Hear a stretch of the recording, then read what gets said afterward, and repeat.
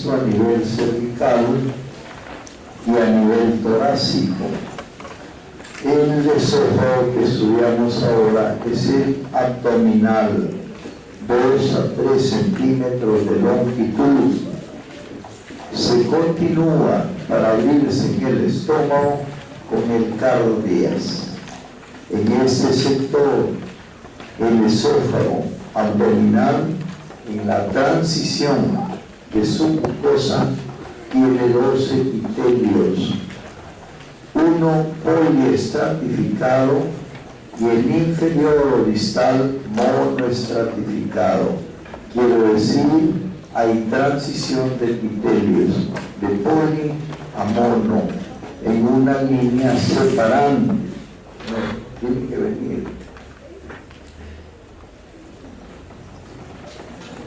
¿Ah? ¿Por qué? Entonces,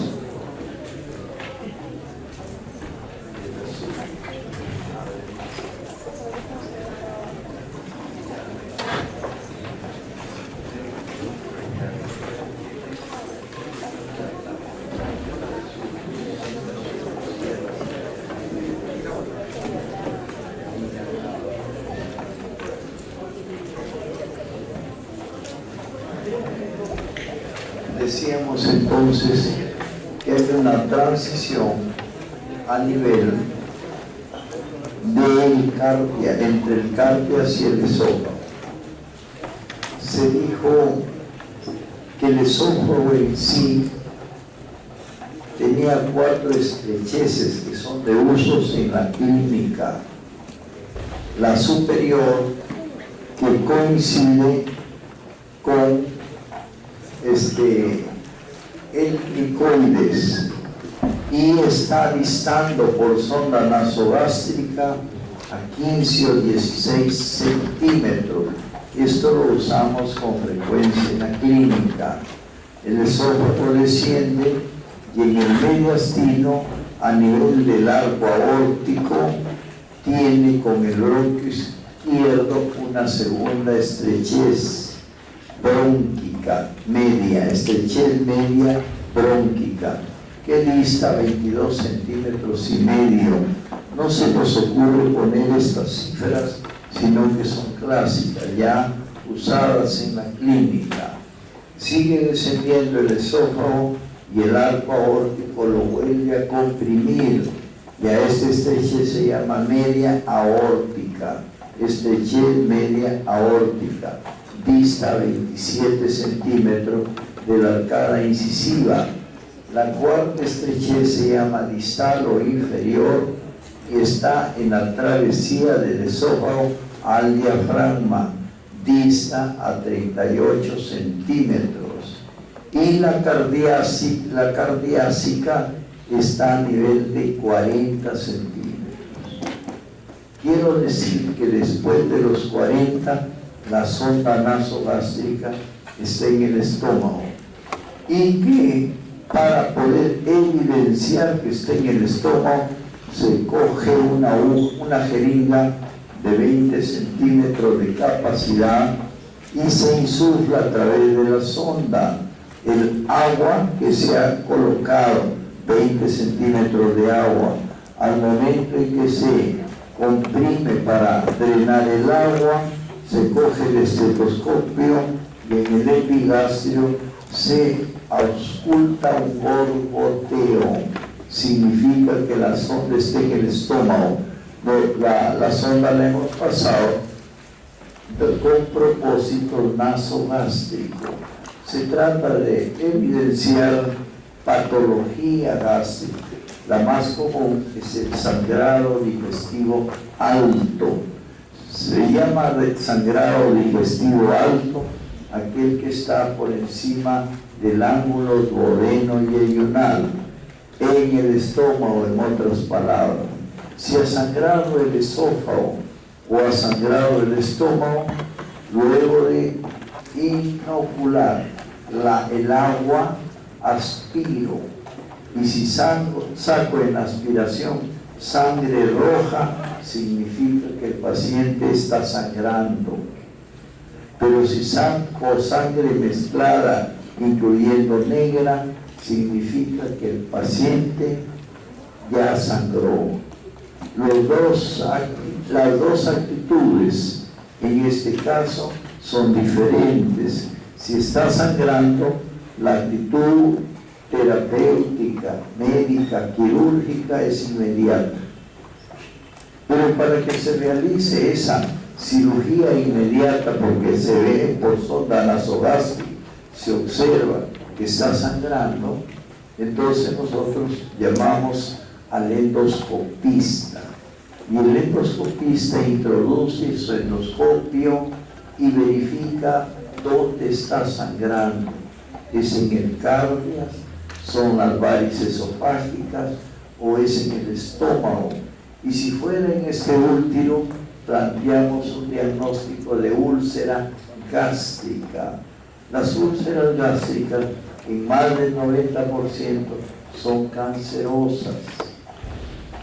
Solamente consideramos que una úlcera gástrica puede ser benigna cuando esté en la vertiente vertical del estómago. El estómago tiene en su curvatura menor dos vertientes, una vertical y otra horizontal. En la vertiente vertical, si hay úlcera, esta úlcera puede ser benigna. En cualquier otro sitio del estómago es maligna, es cancerosa. ¿Entendido? Entonces todo esto lo verifica el endoscopista. Claro, es verdad que aún estando en la vertiente vertical, si es una úlcera mayor de 4 milímetros, planteamos diagnóstico de cáncer. Si sus bordes son levantados, mayormente. Quiere decir que el endoscopista nos reporta que se trata de un cáncer. Para ese fin, el estómago es pasible de sufrir de 4 tipos de úlcera, hasta 5, que le llamamos Bormann. Úlceras gástricas tipo Bormann. Bormann 1 es cuando la úlcera tiene en cualquier sitio del estómago 4 milímetros de diámetro. Sus bordes no son muy salientes, no muy resaltantes, y decimos cáncer Bormann 1. Si tiene más de 4 e infiltra la muscular, cáncer Bormann 2. Si tiene más de 4 con levantamiento de bordes y está infiltrando, llegando a la mucosa, es decir, intenta atravesar toda la pared menos la mucosa, la serosa, discúlpeme, entonces es Bormann 3. Todavía no atravesó la serosa. El hecho de no haber atravesado la serosa peritoneal lo cataloga como Bormann 3, quirúrgico todavía. En otras palabras, el Bormann 1, el Bormann 2 o el 3 son quirúrgicos, con resultados satisfactorios. Pero si encuentro un Bormann 4 que ya atravesó la serosa, ese ya no es quirúrgico. Y si además de haber atravesado la serosa, presentando la úlcera de travesía, ya invade órganos vecinos, es 5 de peor pronóstico. Y quirúrgicamente ni la 4 ni la 5 son manejables. Quiero decir que la endoscopía que se practique es para determinar si el Bormann 1, 2 o 3.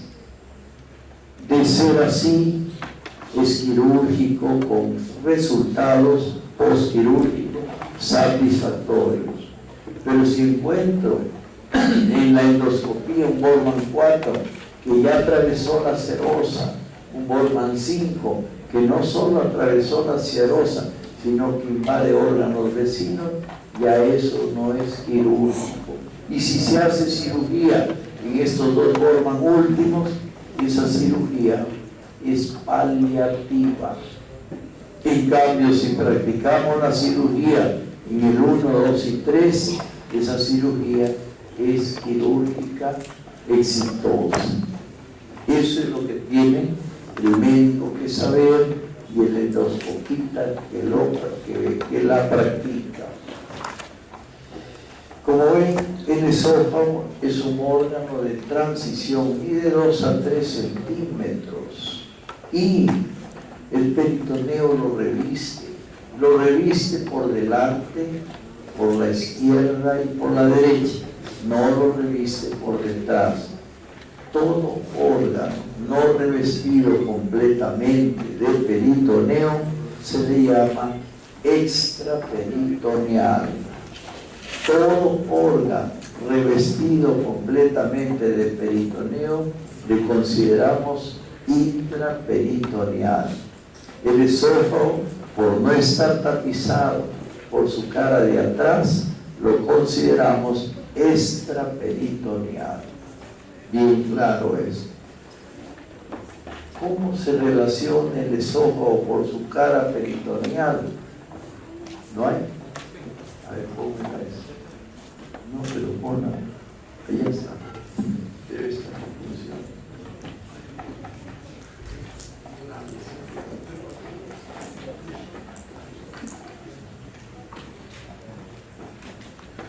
Apago la luz. Ya ven, el esófago, decíamos, eso en cuanto a generalidad de lo dicho. Decíamos que el esófago tiene un rol funcional, la deglución y la secreción. ¿Qué deglute el bolo alimentario? El pasaje a través del esófago del bolo alimentario se denomina deglución. Pero si esta deglución es dificultosa, dolorosa, ya nos orienta a un diagnóstico de cáncer de esófago. Normalmente la deglución no debe doler, pero cuando se acompaña de dolor, ya implica que algo está sucediendo malo en el esófago. Claro, es verdad que el esófago a veces tiene agenesia de su plexo mientérico y deformación terminal con cierre un tanto del esófago diafragmático, y a eso se llama acalasia. O sea, el esófago es pasible de sufrir de agenesia de su plexo nervioso mientérico, creando el cuadro clínico de acalasia. No puede deglutir y como consecuencia se dilata en la parte terminal. Secreta la mucosa del esófago, produce una secreción mucosa que al secretarse, al desarrollarse la secreción, al activarse por el parasimpático, lubrica la mucosa gástrica con rol defensivo.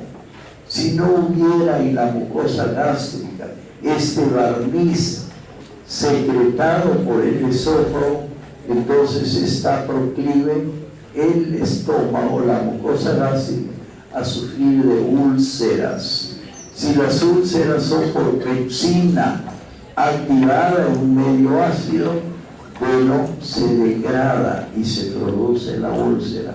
Si no hay alimentos, autodigiere entonces la mucosa gástrica, y esa autodigestión de la mucosa se llama úlcera, o en su defecto le crea todo el manto mucoso una inflamación. A eso se llama gastritis. Tanto la úlcera cuanto la gastritis la detalla el endoscopista.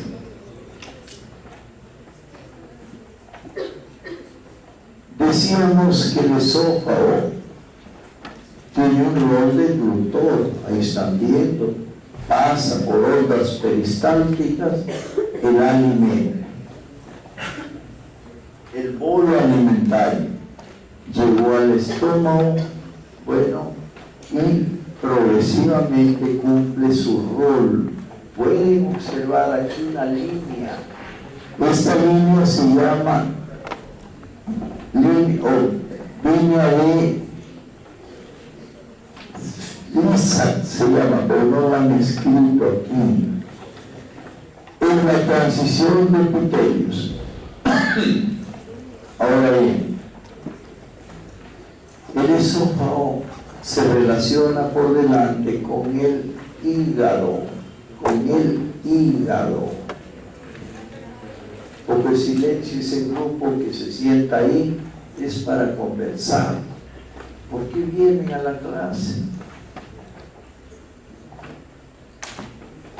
Vayan a un congreso médico y vean cómo se comportan los médicos en ese congreso. Nadie habla, todo es un silencio. Y ustedes no, siempre pensando en el juego, en la conversación entre ustedes, distorsionando el aprendizaje. Bueno, decíamos entonces que el esófago por delante se relaciona con el hígado. Mencioné antes que por delante y por la izquierda y por la derecha estaba tapizado de peritoneo. Y como no hay tapiz por detrás, lo consideramos órgano retro extraperitoneal.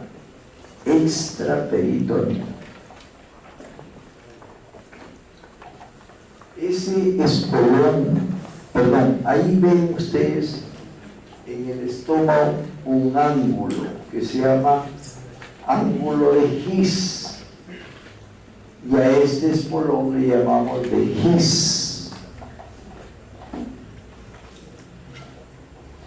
El esófago al terminar tiene una lámina, esta lámina, que toma la forma de un rombo, angosta en la transición, formando dos triángulos opuestos por su base. Esta se llama la membrana de Leinier-Bertelli o Bertelli-Leinier. Bertelli-Leinier. Esa membrana de Bertelli-Leinier trata de comprimir el esófago cuando tiene por su lado izquierdo aquí un músculo liso que se une a la lámina de Leinier-Bertelli, y al unirse ese músculo liso jala a esta lámina y ayuda a comprimir al esófago. El músculo se denomina de Juvara, con J y B grande, Juvara. De otro lado, este espolón de His, mediante la presión intraabdominal positiva y mediante la presión intragástrica secundaria a la llegada de los alimentos, desplaza el espolón de His a este espolón hacia la pared contralateral del esófago y conforma una válvula que se llama de Gubaró, G-U-B grande R-A-F-F, Gubaró. ¿Qué es la válvula del Gubaró? Es la formada por el espolón de His. Segunda, como consecuencia de la presión positiva intraabdominal que trata de desplazar a todo el estómago hacia el lado izquierdo, derecho. Pero se agrega esa presión intraabdominal Se agrega la otra, la intragástrica, y cuando se incrementa esta presión intragástrica, luego de la llegada de los alimentos sólidos al estómago, crean por llenura gástrica otra presión que se llama intragástrica. Las dos presiones, intraabdominales e intragástrica, desplazan al espolón de His hacia la pared posterior, hacia la pared del esófago contralateral, y forman la válvula de Uvarov, porque se dice que el cardial no es esfínter, pero aquí no estoy hablando de un esfínter fisiológico.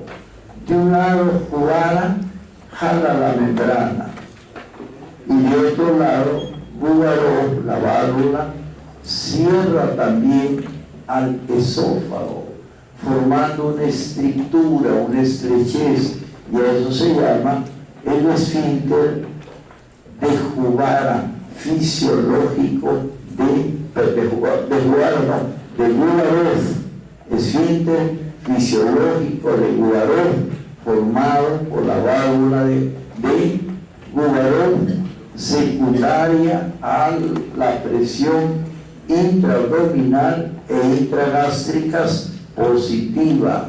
Ayuda a Juvara también para que se produzca la válvula de Uvarov. ¿Y qué hace esta válvula? Evita que el alimento gástrico regurgite al esófago.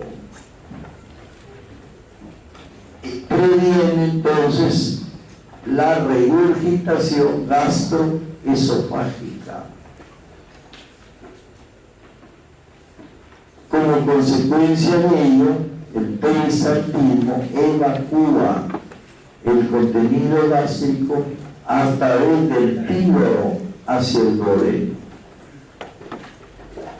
Entonces, si hablamos de un esfínter fisiológico, ese es el de la válvula de Juvara. Pero hay dos musculitos más que nos ayudan. Por un lado, el que ya conocemos de Juvara, y por otro lado, abajo, ya casi debajo del diafragma, otro musculito que se llama de Nugget, el músculo de Nugget, que ayuda a la válvula de Juvara a que complete su cierre. Conclusión: el músculo de la membrana de Laimer Bertelli, el músculo de Juvara, el músculo de ¿cómo se llama? Nugget, y de otro lado la válvula de Uvarov, formada por el incremento de las presiones intraabdominal e intragástrica, van a ser un pseudoesfínter fisiológico o un esfínter fisiológico que previene la regurgitación de alimentos del estómago al esófago. Entonces no hay que olvidar, esto no está escrito en casi ningún libro, esto es ruso, lo he sacado de revistas. Y el esófago tiene un esfínter fisiológico conformado por la válvula de Uvarov, ayudado por el músculo de Juvara y de Nugget, y ayudado por la membrana de Bertelli-Laimer.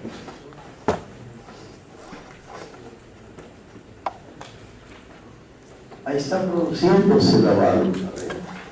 Ahí está luego el esfínter esofagial, dice. Ese esfínter es un esfínter fisiológico. Aquí el espolón de His, luego de la presión intragástrica e intraabdominal, se desplaza a la pared contraria. El espolón de His y la válvula de Uvarov trata de formarse con la ayuda, ya dije, de Bertelli, Lamer, Juvara y Nube.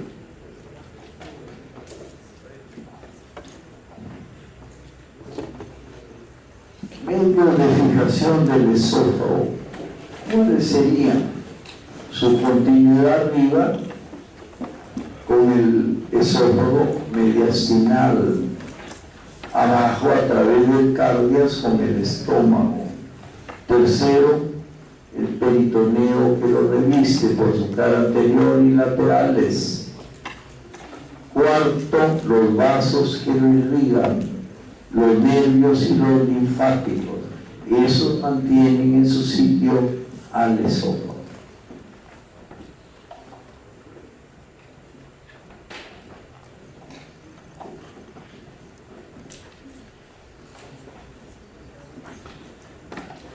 Bueno, estos son los medios de fijación.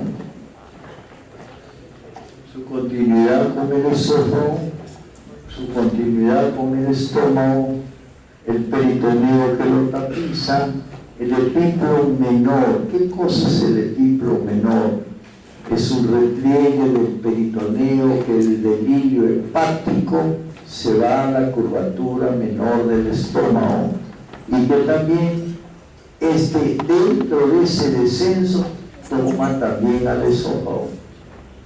Y entonces el epíplo menor ayuda a fijar también al esófago.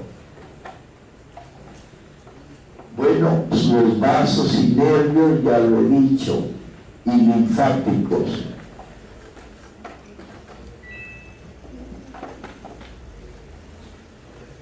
A veces el esófago en su travesía al diafragma es pasible de sufrir de hernias hiatales.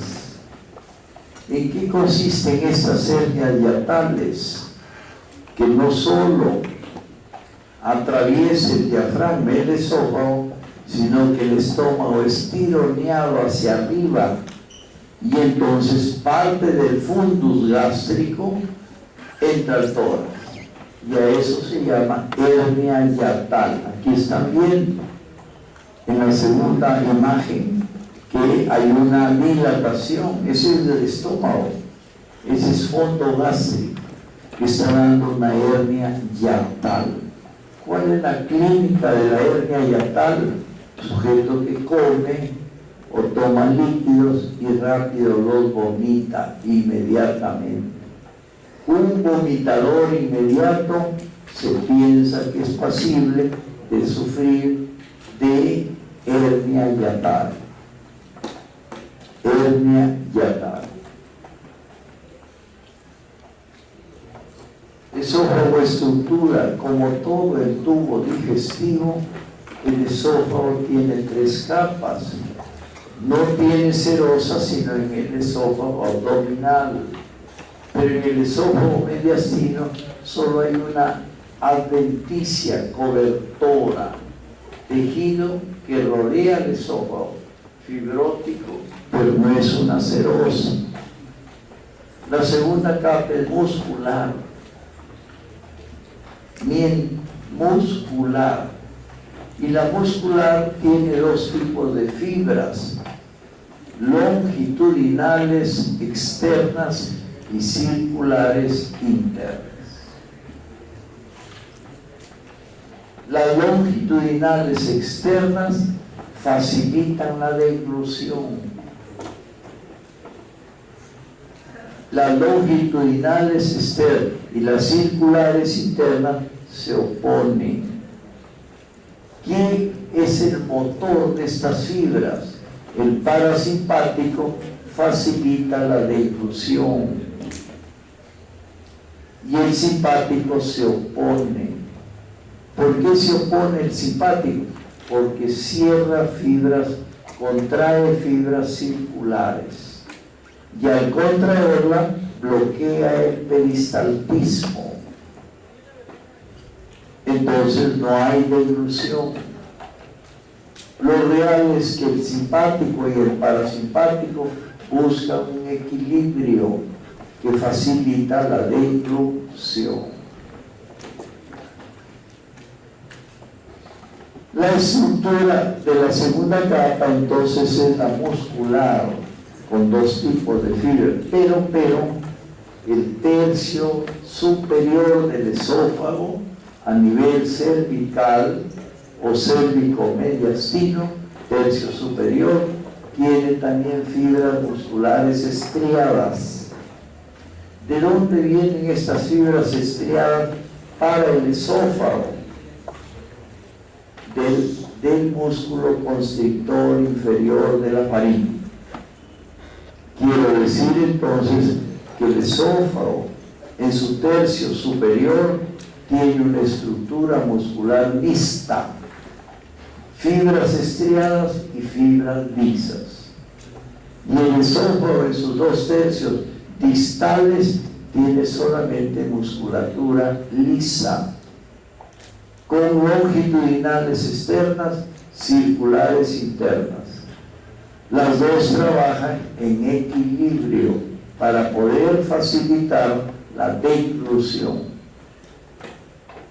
Pero el parasimpático trabaja también, además de ser deglutor, produce la secreción o estimula las glándulas secretoras de moco a nivel del esófago.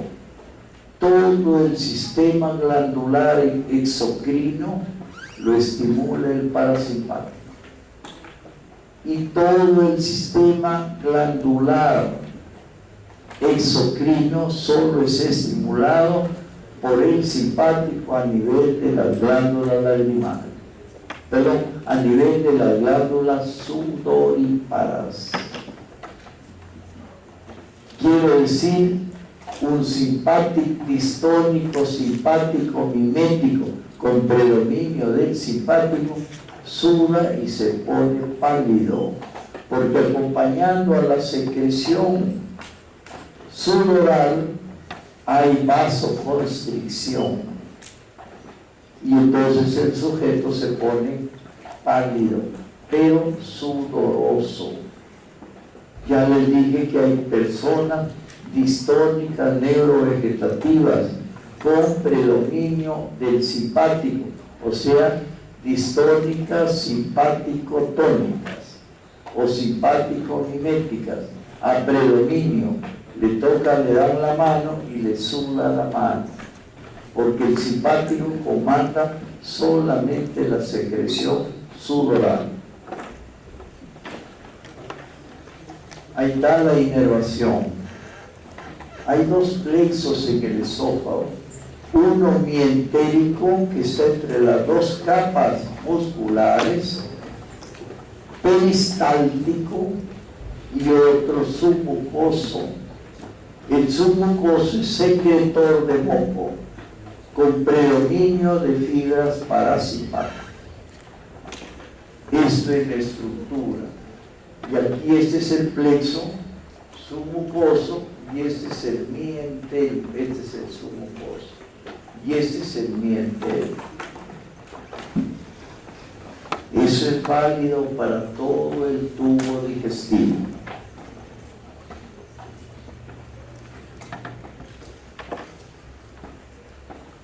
Bueno,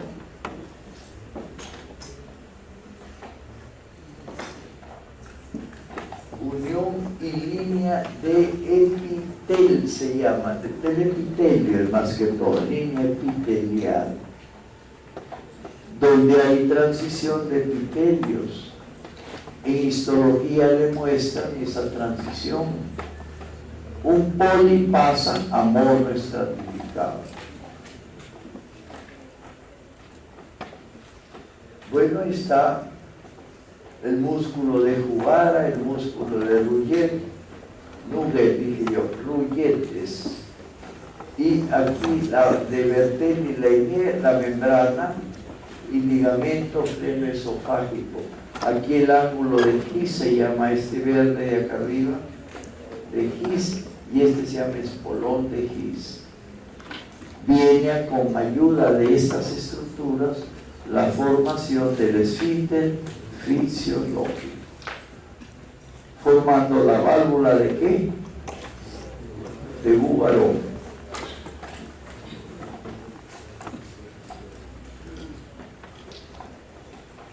el bolo alimentario sólido entra al estómago y si el líquido pasa por este sector, el sector que está pegado a la curvatura menor, todos los líquidos llegan directamente al duodeno, pasando por la mucosa gástrica, pegada a la curvatura menor. A eso se llama calle gástrica. Calle gástrica. Y el sólido, en cambio, entra a toda la cámara gástrica para ser, digamos, hidrolizado, transformado. Los hidratos de carbono en exosas y las proteínas en proteosas y peptonas. Todavía no son aminoácidos. Y las grasas no sufren cambio en el estómago. Recién en el duodeno van a cambiarse las proteínas a aminoácidos, las grasas ácidos grasos y los carbohidratos que en el estómago solo llegaron, yo dije antes, exosas, no, disacáridos, dos glucosas se unen, disacáridos, pasan al duodeno y ya se transforman en exosas o monosacáridos, glucosa. Las proteínas se transforman en el duodeno en aminoácidos y las proteínas en el estómago solo llegaron a proteosas y peptonas y las grasas en el duodeno se transforman en ácidos grasos, saturados y no saturados. Irrigación e inervación del esófago, la arteria gástrica izquierda. ¿De dónde viene la gástrica izquierda? Del tronco arterial celíaco. Este tronco da origen a una arteria gástrica izquierda, los franceses le llaman coronaria estomáquica. Nos olvidamos porque ese nombre ya no se usa. Si ustedes lo quieren usar en hospitales, se van a reír porque ya no se usa. Se llama gástrica izquierda. A la coronaria estomáquica de los franceses. Luego viene la liénica o esplénica y luego la hepática común. Quiero decir, el tronco celíaco origina tres arterias: la gástrica izquierda, la liénica o esplénica y la hepática común. A veces no hay tronco celíaco y las tres arterias nacen por su cuenta, independientemente. A veces hay tronco celíaco de dos y la gástrica izquierda nace por su cuenta.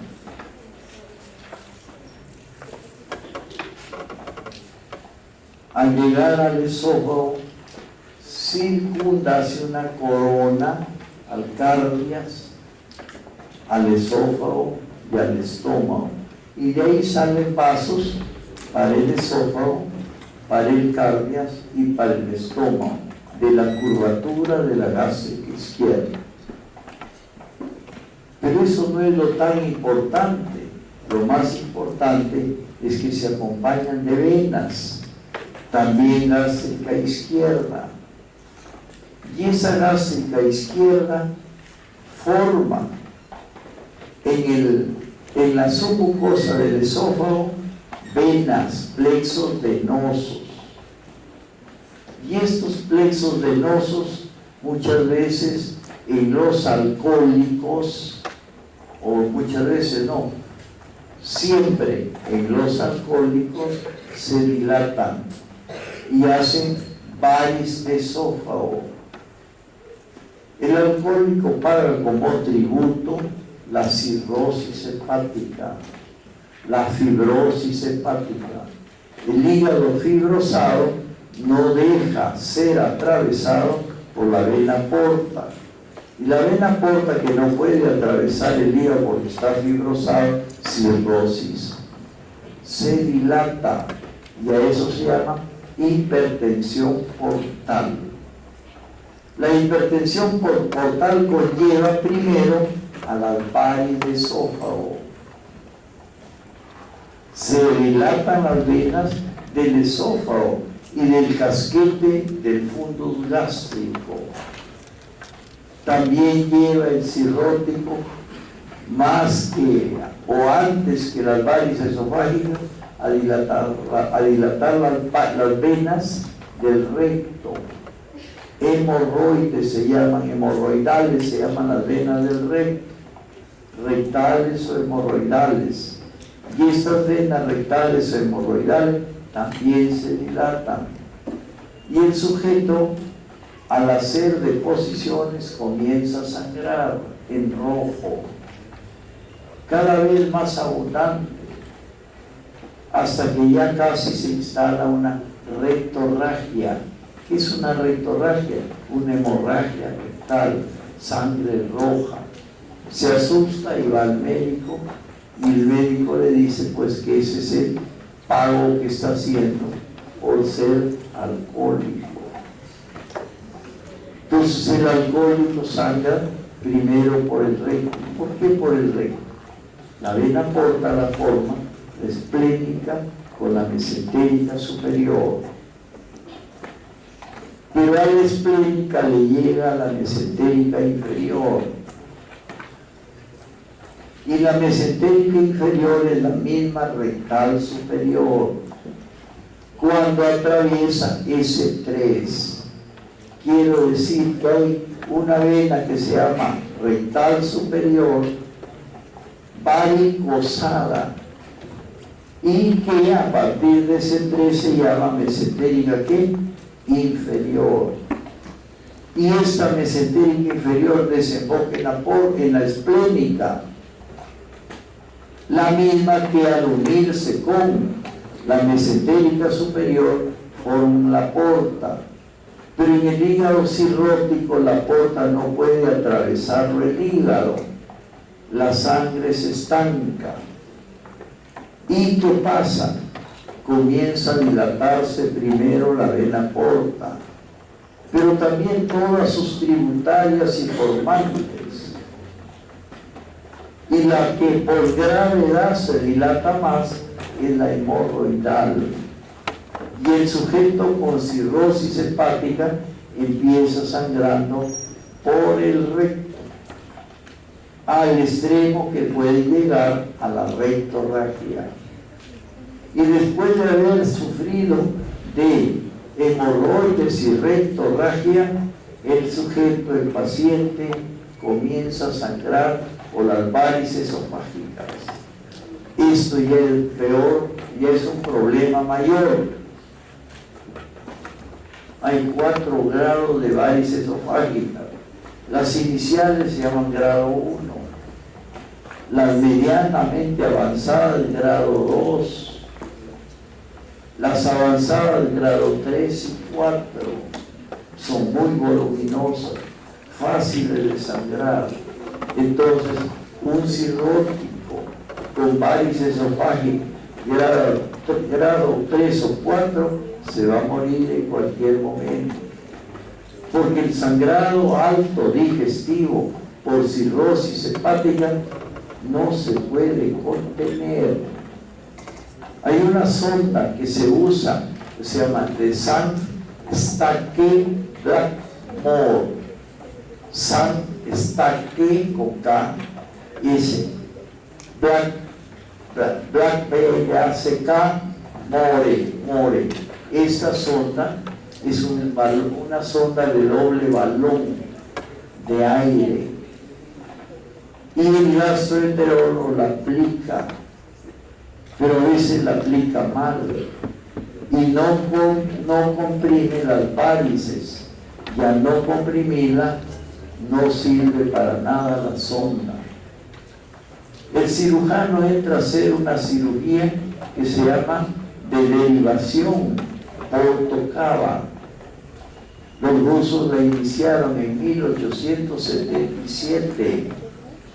Anastomosaron una ventana de la vena cava con una ventana lateral de la porta, y eso se llama derivación Porto Cava. Pero de nada le servía porque el sujeto seguía sangrando. Posteriormente, el año 45, en Brasil empezaron a hacer la derivación espleno-renal. Cogían la vena esplénica y la ponen o anastomosan con la renal. En otro momento, después del 45, anastomosaban ¿cómo se llama? La esplénica, no, la mesentérica superior con la mesentérica inferior o con la cava, y se llamaba eso mesocava. Tampoco dio resultado. Lo final de estos pacientes es que se van al nicho. Ese es lo final. Una sangrado por varices esofágica, grado 3-4, con todos los intentos que se hagan, son paliativos. Los gastroenterólogos quisieron aportar. ¿Cómo lo hicieron? Ligando las venas dilatadas y esclerosando las que quedaban en sesiones repetidas, y se creyeron pues que habían solucionado el problema. Un paisano mío comenzó a hacerlas. ¿Y qué pasó? Creyó que ya había solucionado el problema. Semanas después, el paciente se fue al nicho, o sea que no había solucionado el problema. La inervación depende para el esófago del plexo gástrico, del plexo celíaco, que explico después. Entre el esófago, su arteria gástrica izquierda, nacida de sus arterias esofágicas y cardiácicas, nacidas de la gástrica izquierda. Miren aquí la gástrica izquierda. Y estas son las fúngicas, las esofágicas y las cardiácicas. Acompañándolas en contrasentido, las venas.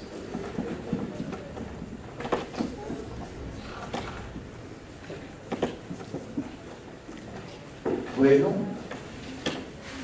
aquí está cómo se forma la vena porta. Mire, esta que vena es la esplénica, esta que vena es la mesentérica inferior, y esta que vena es la mesentérica superior. Estas que venas son las gastroepiploicas. ¿Y esta cuál es? La gástrica izquierda.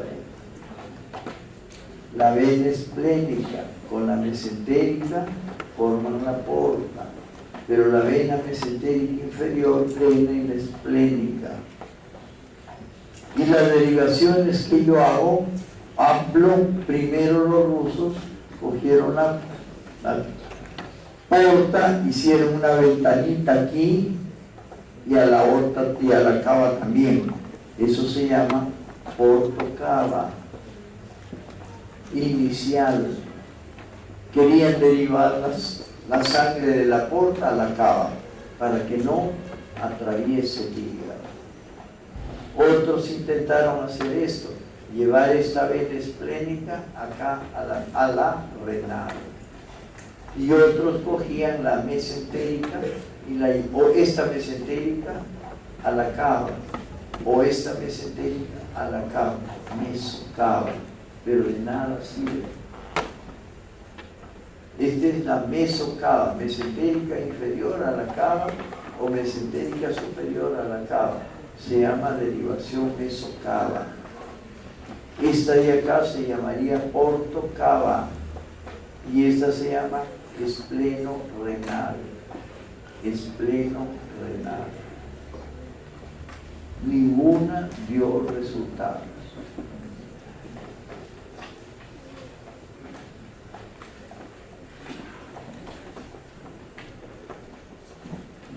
son las varices esofágicas, las blancas. Son sitios de sangrado. Esas hemorragias no solo son del esófago, acá, sino de todo el estómago también. Por eso es que la sonda de Sangst-Ragmor de nada servía. Porque si era cierto que detenían el sangrado esofágico, pero no el gástrico, porque la variz no es esofágica solo, sino esófago gástrico.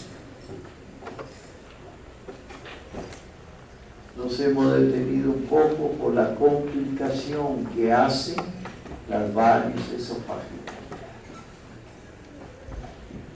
La inervación del esófago corre a cargo del plexo celíaco. Después van a ver ustedes que este plexo lo conforman de un lado el vago izquierdo, de otro lado el vago derecho.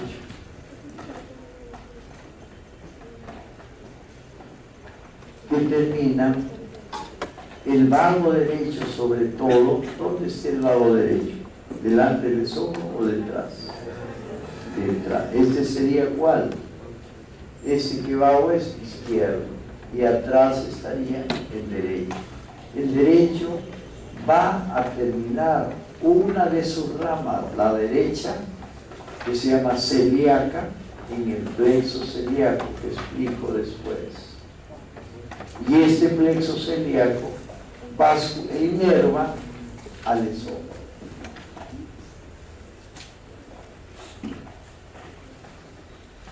Estómago. ¿Qué es el estómago?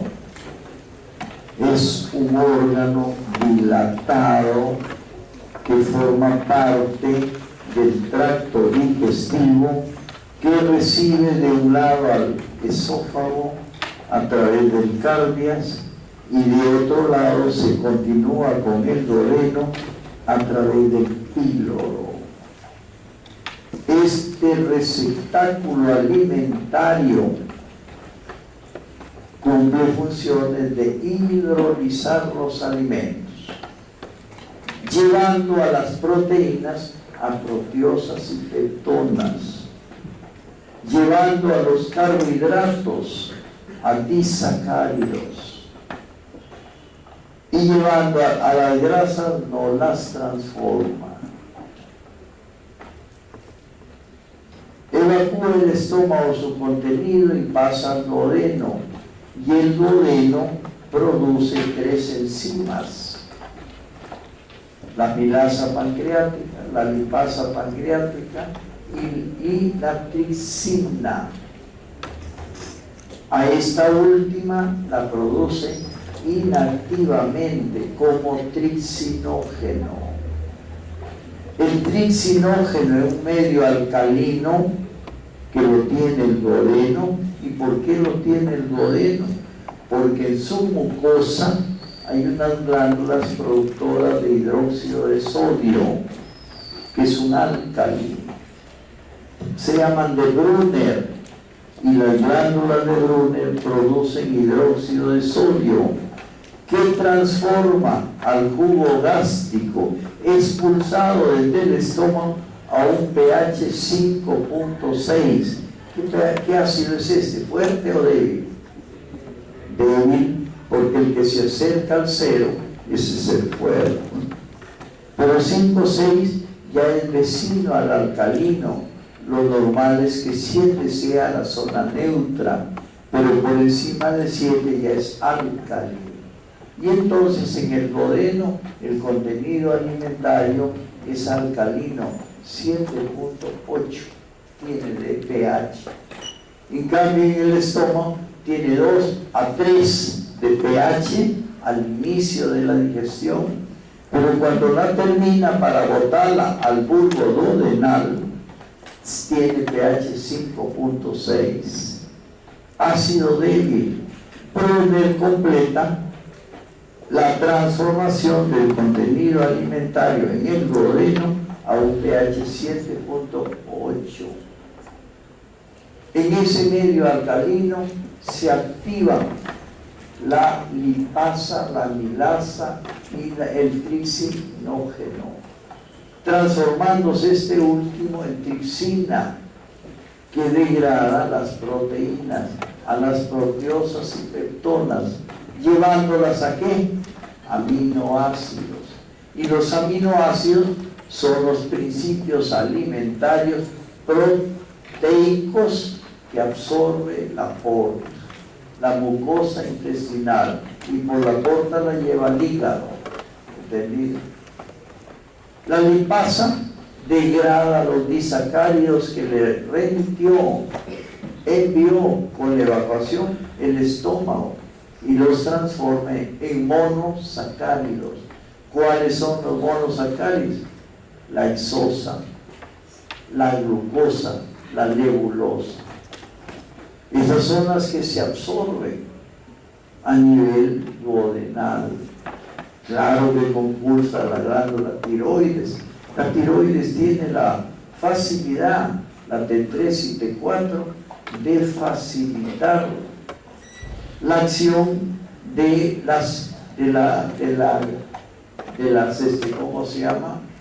Fosatasas, para activarlas y hacer que la exosa se pueda absorber, pasando la glucosa 1,6-fosfato a 1-fosfato, y las se absorbe a nivel intestinal. Bueno, el estómago es un reservorio hidrolizante y depósito de los alimentos. Los transforma parcialmente, porque finalmente los transforma en duodeno.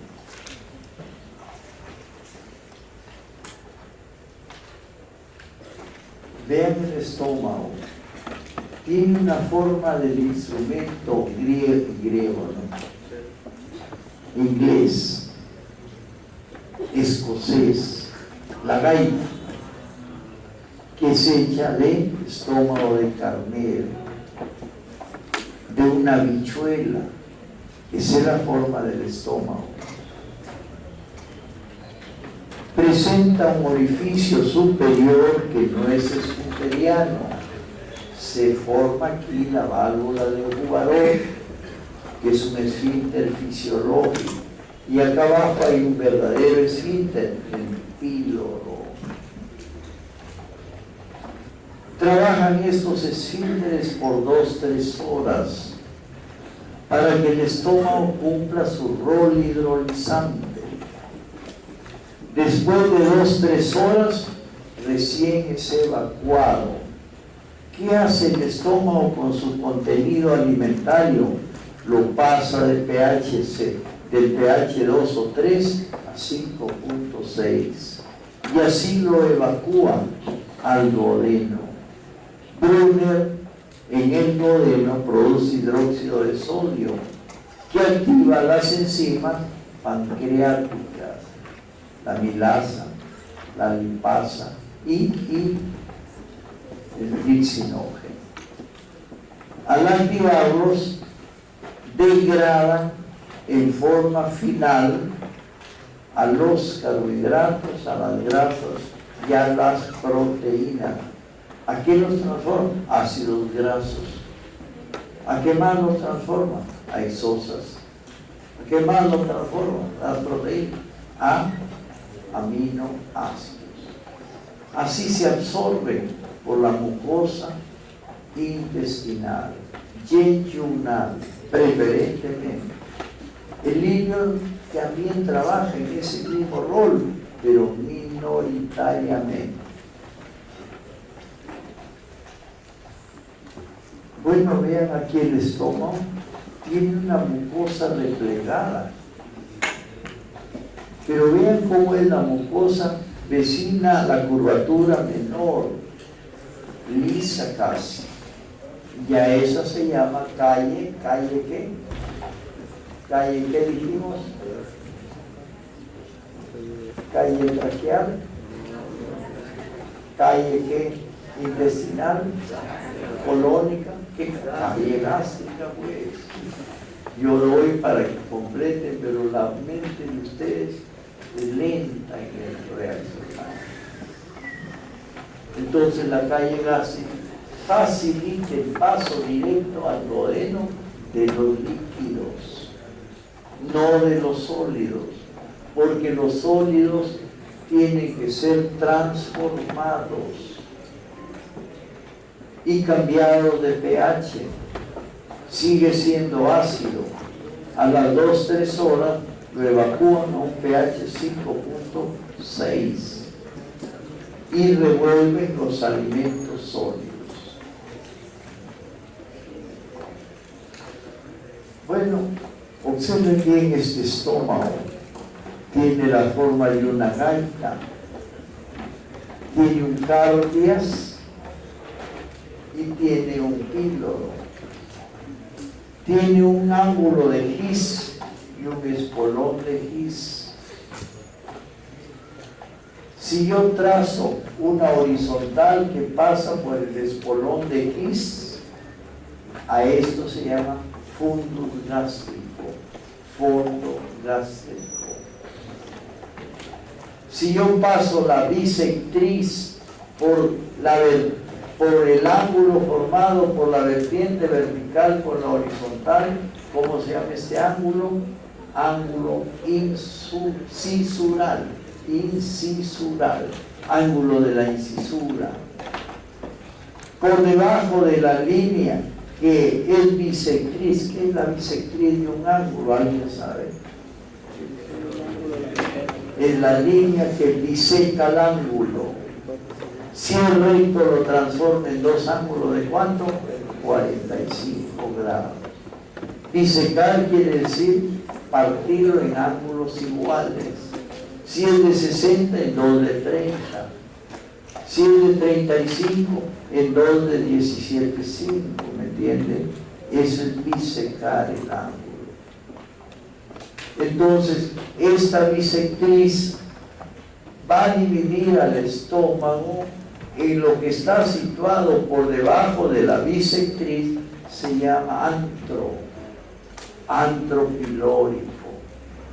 Y lo que está por encima de la bisectriz y por debajo de la línea horizontal que pasa por el ángulo de His, el espolón de His, que se llama fondo, lo situado por debajo del fondo y por encima del ángulo de la línea bisectriz incisural, se llama cuerpo.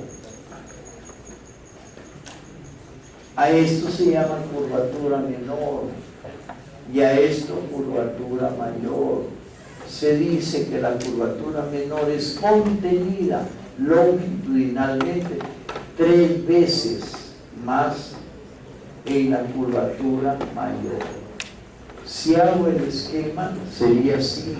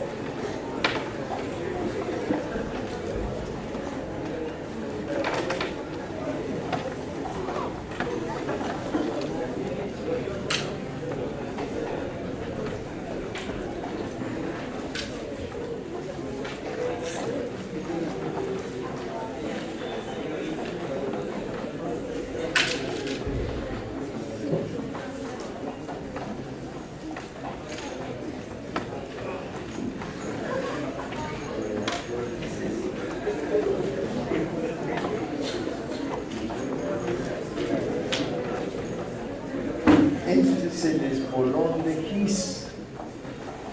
Este es el fundus. Este es el cardias. Esta es la incisura. Esto es antro pilórico. Esto es píloro. Este es cuerpo del estómago. Esta es curvatura menor con 2 vertientes. Y esta es curvatura mayor que tiene 3 veces a 4, entre 3 y 4, la longitud de la curvatura menor. Todo lo relacionado con la curvatura mayor en el antro se denomina tuberosidad menor. Y todo lo relacionado con la curvatura mayor en el fundus se llama tuberosidad mayor. Tuberosidad mayor. Vertiente anterior de la tuberosidad mayor es la parte de la cara vecina a la curvatura mayor. Y vertiente posterior es la parte de la cara posterior vecina a la tuberosidad mayor. ¿Entendido? Así esto es la forma de trabajar. Entonces, el estómago tiene un tamaño variable. Hay 3 tipos de estómagos. Uno hiponormotónico, 18 a 20 de longitud, 10 a 12 de ancho.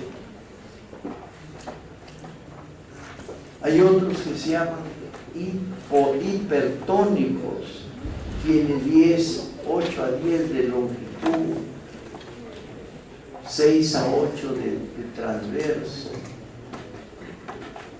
Y hay otros que tienen 20, 30, 40 o 50 de longitud, se llaman hipotónicos. Este es un normotónico, este es un hipertónico.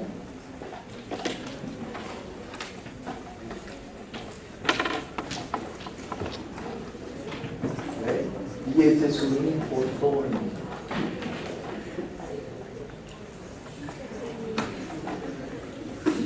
Incluso tiene la forma de una J. Este último llega a la pelvis. Radiográficamente se aprecian esos estómagos. El tono de la pared determina el tamaño. Si el tono está aumentado, el estómago es chico. Si el tono está normal, el estómago es de 18 a 20, normotónico. Y si el tono muscular está disminuido del estómago, bueno, se deja distender por el alimento y llega a la pelvis, toma la forma de una J. Ese último estómago, cuando se come hoy, al día siguiente, todavía tiene lo que comió ayer. Bien. Tiene dispepsias hipotónicas, sensación de llenura postprandial que le dura horas, incluso esa llenura la tiene al día siguiente. El estómago es muy grande. En cambio, el hipertónico no tiene contenido alimentario 1 hora después. Lo normal es que 2 a 3 horas después evacúe el estómago su contenido. El hipotónico lo evacúa después de 24 horas, o de 20, o de 18. En cambio, el hipertónico lo evacúa pues a la hora o menos.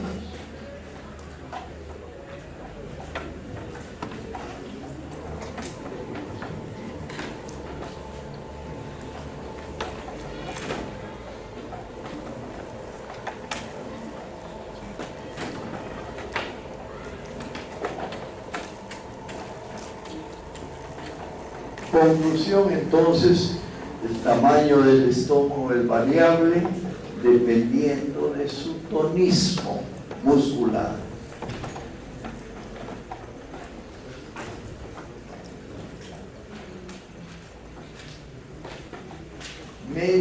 Función, bueno, ya le dije, a las proteínas las degrada transformándolas en proteosas y peptonas, a los carbohidratos por acción de la tiamina. ¿De dónde viene la tiamina?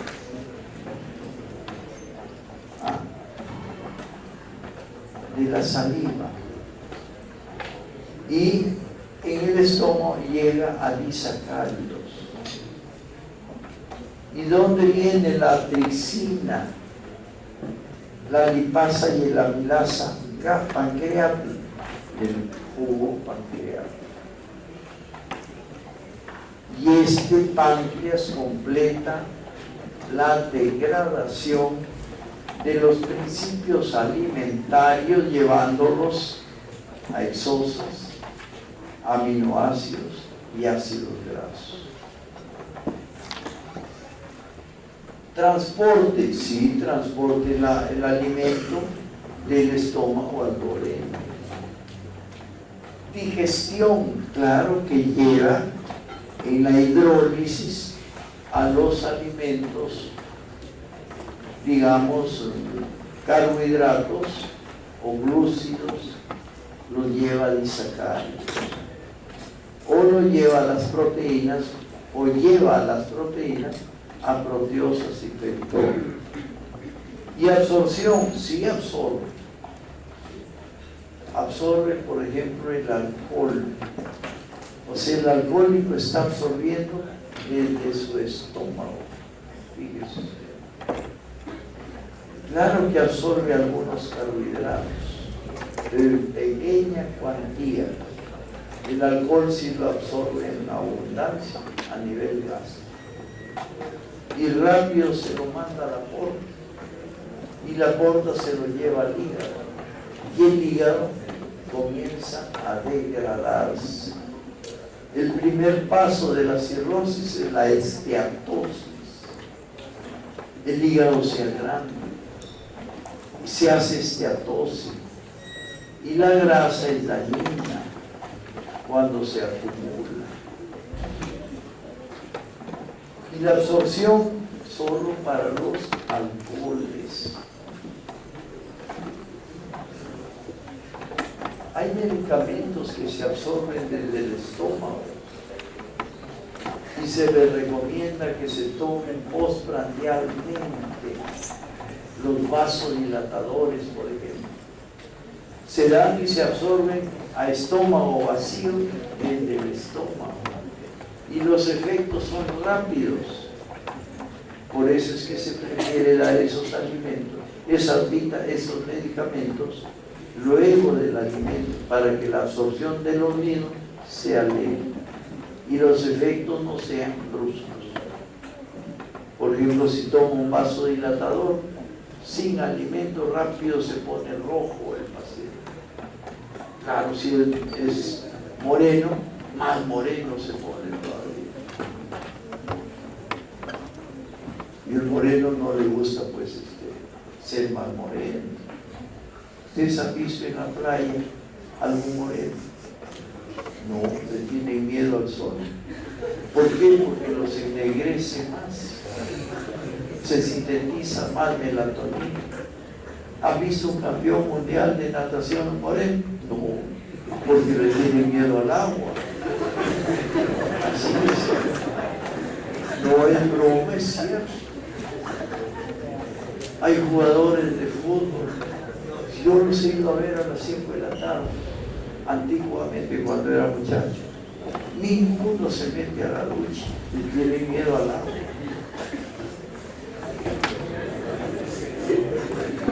Ahí está un estómago normotónico y hay un hipotónico. O si se quiere, el centro es normotónico, el del lado izquierdo es hipertónico, más chico, y el otro es más grande.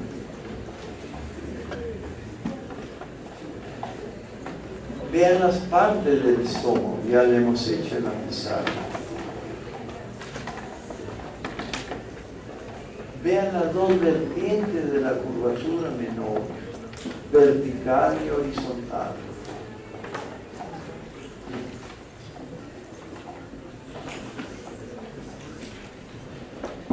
Vean las medios de fijación, ahí están escritos todos los medios de fijación. Pedículos vasculares, mesocolon transverso, epíplon mayor y menor, esto lo vamos a hacer en clase aparte, ligamento lienogástrico, peritoneo visceral, continuidad con el esófago y duodeno, toda víscera tiene esa continuidad. Linfáticos y nervios gástricos y presión intraabdominal. Esos son los medios de fijación del estómago.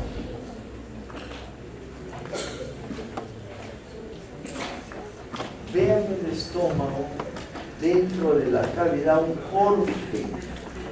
Se ha practicado un corte y a la derecha está el hígado ocupando la gran masa.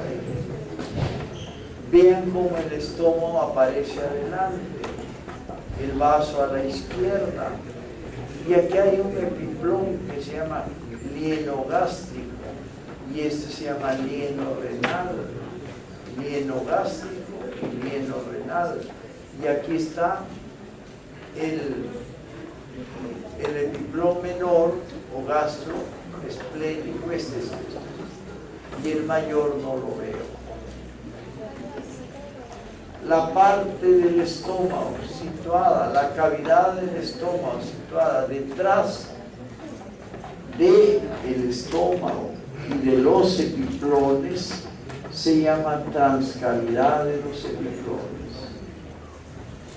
La cavidad situada detrás del estómago y de los epiplones se llama transcavidad de los epiplones. Hay dos cavidades peritoneales, la mayor abdominal o abdominopelviana y la menor, la transcavidad de los epiplones.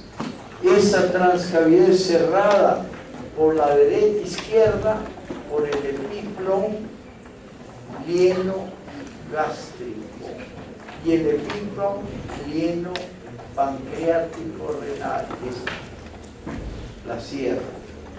Pero esta transcavidad de los epiplones es abierta por la izquierda,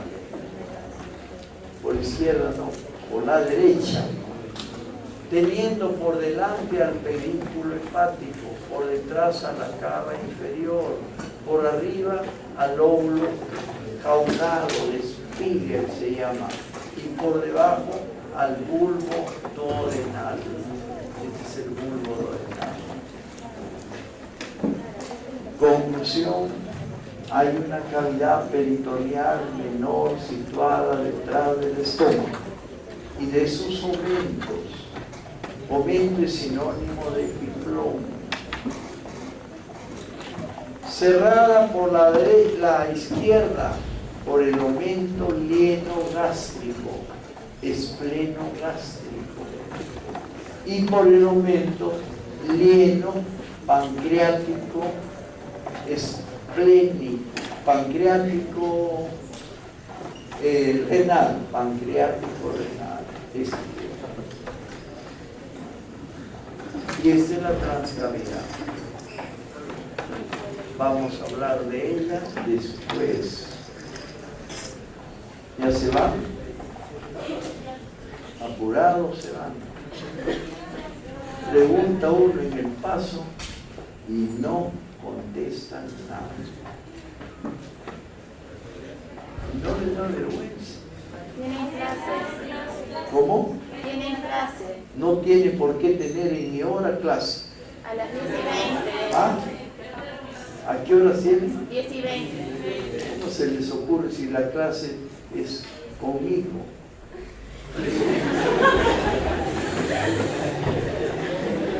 Bueno, avanzamos.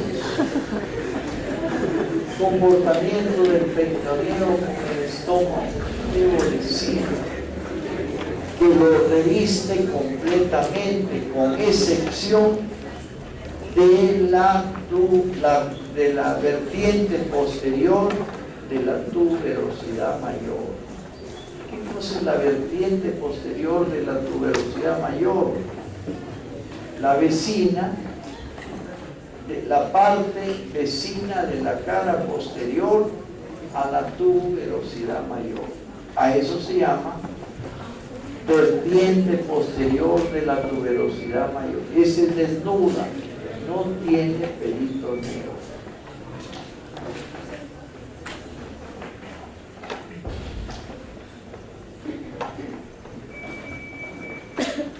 Relaciones por delante con la pared anterior del abdomen.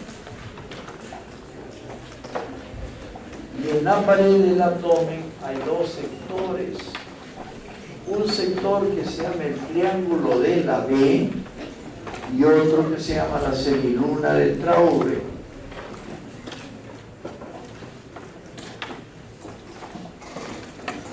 Ahí está la semiluna de Traube. ¿Cómo se delimita la semiluna de Traube? Se delimita mediante una línea que sigue el reborde costal izquierdo desde séptima articulación a décima.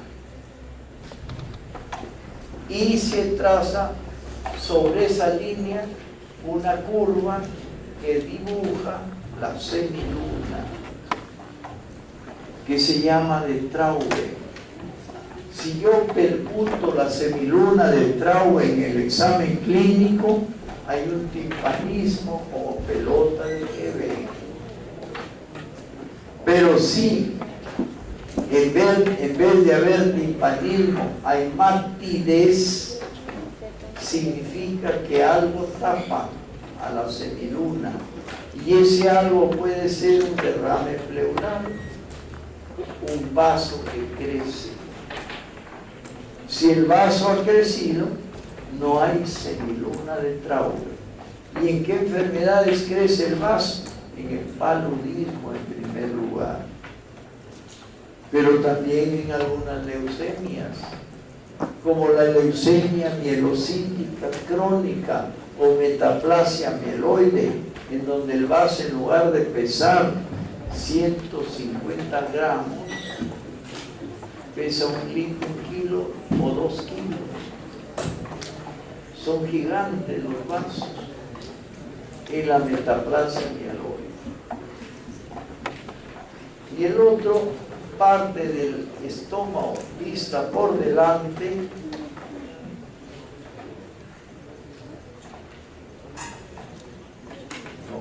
no me ha puesto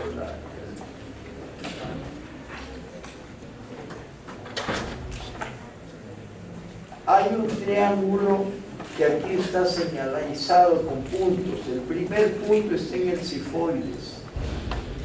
El segundo punto está en el borde inferior del hígado. El otro punto está de la línea que sigue del séptimo arco del cifoides al décimo arco costal. Esa se llama la línea del reborde costal izquierdo. Este triangulito se llama triángulo de la vena. Triángulo de la vena. Conclusión: el estómago por delante se relaciona con la pared anterior del abdomen mediante la semiluna de Traube y el triángulo de la vena.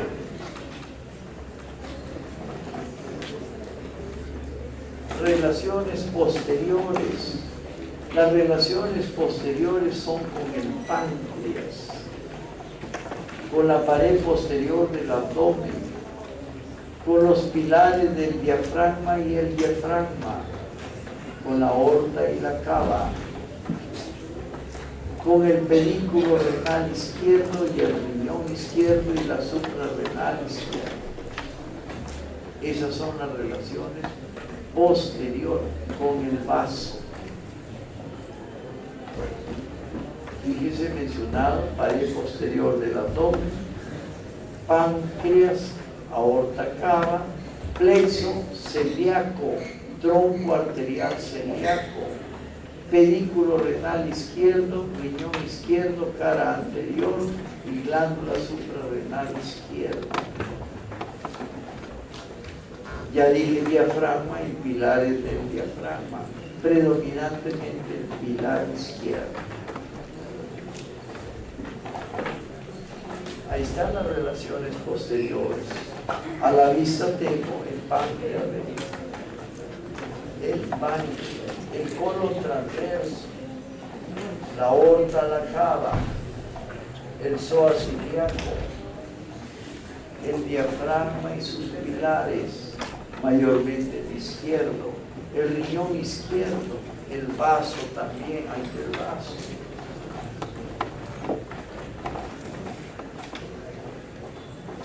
Vean, ahí se ve detrás del páncreas todas esas estructuras, se ve la aorta y la cava, pero mayormente la aorta. ¿Ven?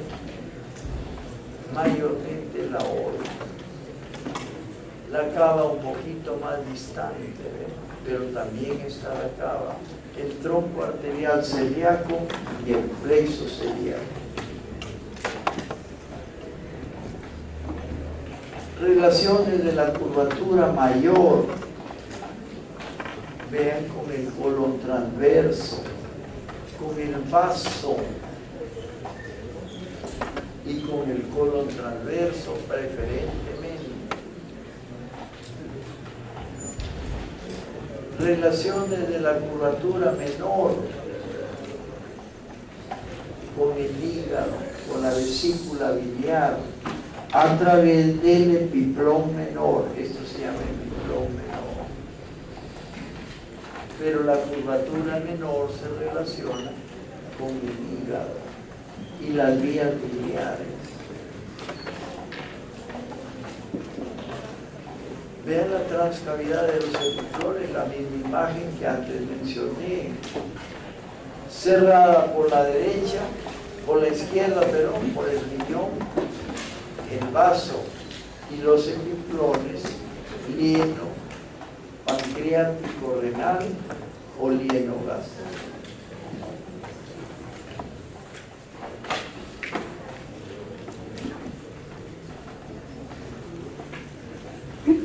La cava inferior no está exactamente en cara posterior, sino en la vecindad. La aorta sí. El riñón izquierdo sí, no el derecho. Estructura es la misma que hemos visto, una mucosa con un epitelio monoestratificado, cilíndrico, ciliado,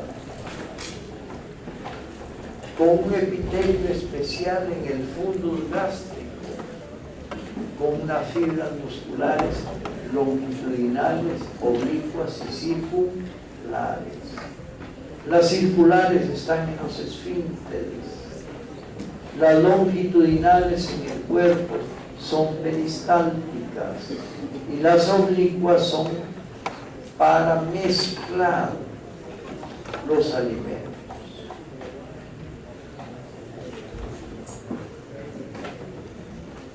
Vean el fondo gástrico. Tiene unas glándulas especiales y esas glándulas especiales producen dos sustancias. De un lado, las principales producen pepsinógeno y las parietales producen ácido clorhídrico. El pepsinógeno en presencia del ácido clorhídrico se activa y se transforma en pepsina, que degrada las proteínas en proteosas y pectonas. Y esto se llama glándulas fúngicas. Destacan ahí 3 células, diría yo. 2 células. Las principales que producen pepsinógeno y las parietales que producen ácido clorhídrico. A estas parietales se les llama también oxínticas. ¿Por qué? Porque producen ácido. Mejor palabra sería axínticas, porque producen ácido.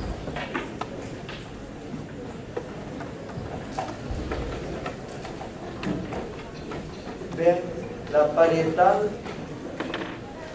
y la principal, ya hemos dicho que produce la principal pepsinómeno y la parietal ácido clorhídrico. Irrigación del estómago, inervación. Vean el tronco arterial celíaco. Da esta arteria, primero la de acá, ¿cómo se llama? Gástrica izquierda, la verde. Se va a esófago, se va al cardia y en la curvatura menor se desdobla en dos ramas, una anterior y otra posterior. Y hay otra arteria que se llama gástrica derecha, esta es. ¿De dónde está saliendo? De la hepática propia. Esta gástrica derecha se va a la curvatura menor del estómago, se desdobla en dos ramas y se anastomosa con la gástrica izquierda, desdoblada en dos ramas. Esta de acá se llama, gastroduodenal, y esta gastroduodenal da una pancreático duodenal superior y esto se llama gastroepiflórica derecha. Si hago un esquema para entenderlo mejor, es así.